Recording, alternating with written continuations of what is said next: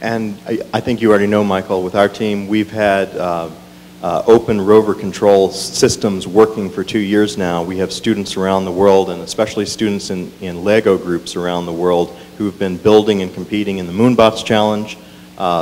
Team LEGO Aces last year got second place in the Moonbots Challenge. They were one of the teams working with us. And so we've had from the beginning the idea of letting students and adults, anybody, drive a rover on the moon or drive a rover over the internet now. And that software is already operational. All right, so you're asking, sorry. No, you. little closer. Okay, There you go. so you were asking about, how do we get people more excited, things Yeah. like that. To me, getting the people excited is like getting to the moon. There are many stages to it. And us getting to the moon is not the final stage, okay? All of our teams participating is going to bring an economy of scale to the launch providers. It's going to get them, the machine shops feeding them and everything, an economy of scale, drive down prices in that market, hopefully. I think we're all hoping for that. Part of our business model afterwards, we're all hoping for that. We're hoping for it now, but we're hoping for it later. Right. But also, just having cheap access to low Earth orbit is still not going to get the public anything they want, okay? To make money, you've got to deliver something to the public. And I don't think any of us know exactly what the public wants, except maybe this moon pie tie-in. So what we really have to do is we have to appeal to the entrepreneurs who know how to bring something to the public. And those entrepreneurs need to believe that space is accessible to them. But they are not typically the engineers. They are the marketers. They are the people with the wild ideas connected to the large public. And so to connect with them, you need that missing piece, and I think that missing piece is what probably all of us, and certainly part-time scientists, are shooting for, is to be an ongoing organization devoted to driving down engineering costs and mission costs, to bridge the launch providers with the entrepreneurs afterwards. So if we can really reach those entrepreneurs, those are the ones who will make the final leap to getting the public noticing, hey, this is a space product and I really want it. It's been very fashionable to be an entrepreneur lately. Right. But those entrepreneurs are today's students. The ones who we're inspiring right now, the ones we're all reaching out to, we're all connecting to, and making them believe that space is a viable choice for any risk and future thing they take. Interesting. But Wes, we're the entrepreneurs. We have to be the entrepreneurs. We can't wait for somebody else to come in and teach the public what it is we're trying to accomplish and define the product. We have to be presenting the ideas to them. They can pick and choose the ones that are popular, and then from that we can decide which ones we pursue first. But we have to be the entrepreneurs. That's why we're doing this. Sure, but our market is not the grand public. Our market is not the person walking down Rodeo Drive looking for a purse. That's not our market. Our market's very small.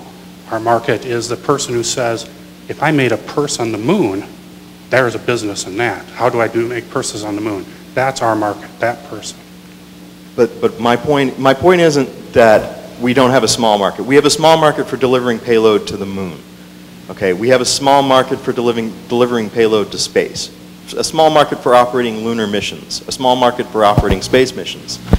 But we have a worldwide market of people who would be better served if we had products being developed in space. And we need to educate the public in why those products need to be developed there, on the value that's there. I do agree. If the public wanted, if the public were to demand a product, to say, why couldn't this product be better? Then and that's our job. We have to teach the public that they need to demand these services from us, the entrepreneurs. Are you getting into purse manufacturing? No. Then they need to teach the public to demand the services from somebody else who will then demand them from us. That's true. I'll agree with you there. Anybody else? Well, I don't think your mic's working.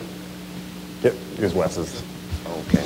We can start with the public and generate enthusiasm and work the problem backwards. But at the end of the day, there's no cheap transportation system for any of our cool widgets that we want to get to the moon to have fun with, whether we're making purses or whatever we're doing on the moon. And so we got a transportation problem. I agree, we got different pieces of this, and we're all attacking it from different angles.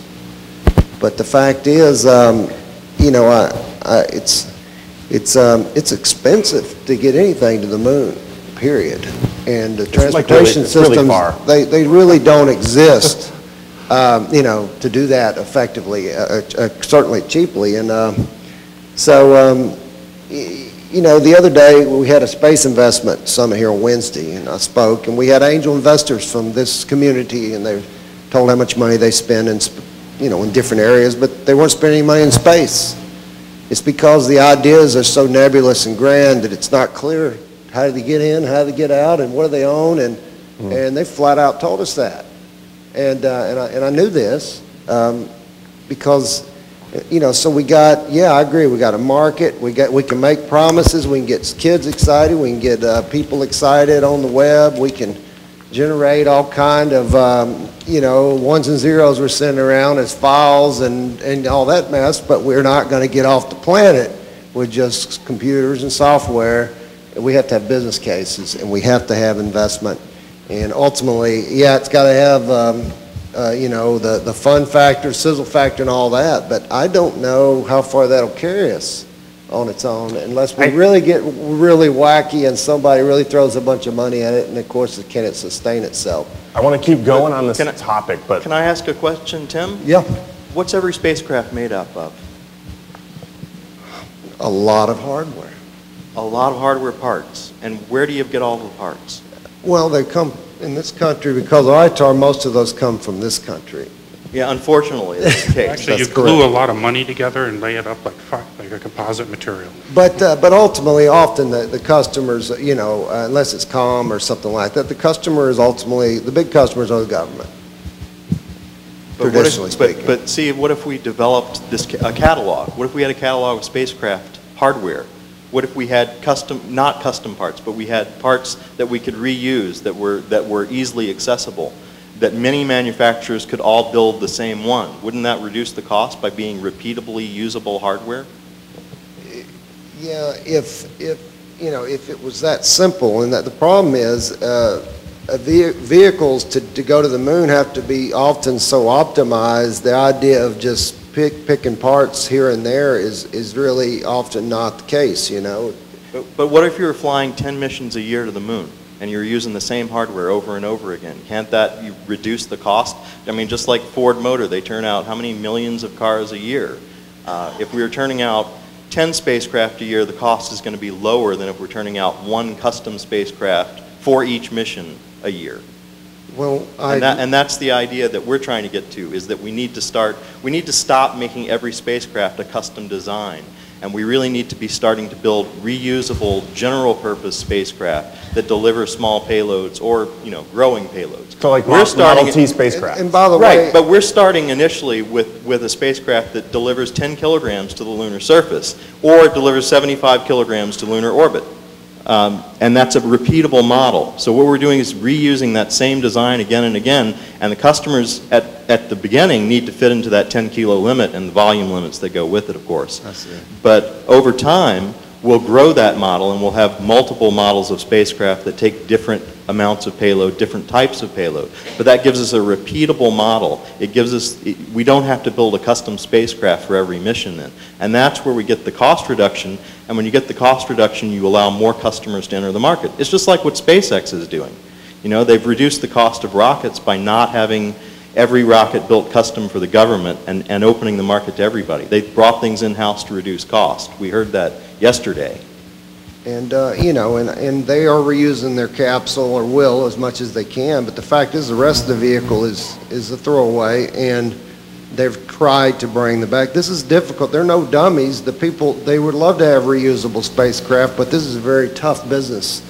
And these answers, I mean, we can sit around and hypothesize how wonderful it'd be to have reusable everything, and no one's thought of that.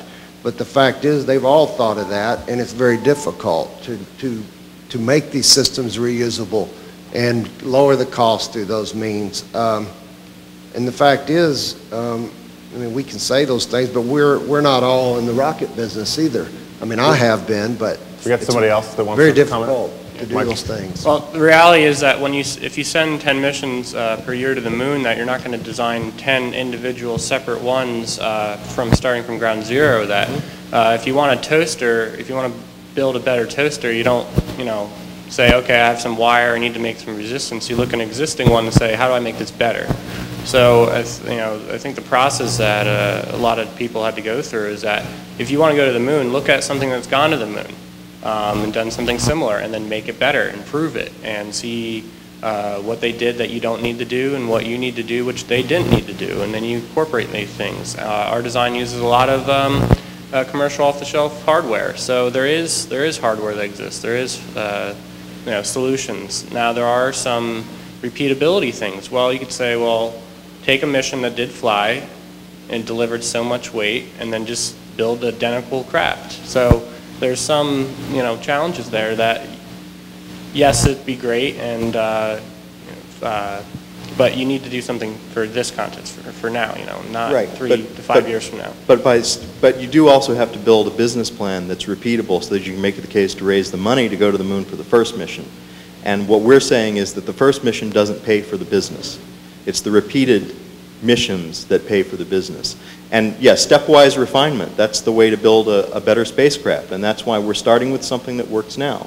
We have a lander that flies, we have a lander that's operable. We're expanding that to a larger version to make our TLI stage. And by stepwise refinement, we will make improvements to this at every mission as it's appropriate. But for the most part, we're going to continue to build the same system, because that same system can be improved on over time.